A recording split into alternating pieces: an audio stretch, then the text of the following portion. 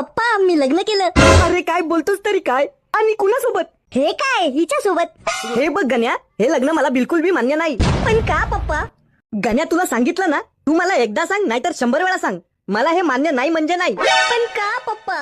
मी जे तू चाळे केलेस ना ते मला अजिबातच पटलेले नाहीयेत. पण पप्पा मला काय माहिती होतं की मला ह्याच्या सोबत खरं प्रेम होईल म्हणून. मग आई घालीच्या, अरे तुला पोरगा आणि पोरगी मध्ये फरक कळतो की नाही? अहो पप्पा, प्रेम काय जात पात धर्म बघून होतो का? मावशीची गाणी. अरे परमेश्वरा, हे सगळं दाखवायच्या आधी मला उचललं का नाही? आणि तसं बी तुम्हाला माझी काळजी कुठं होती?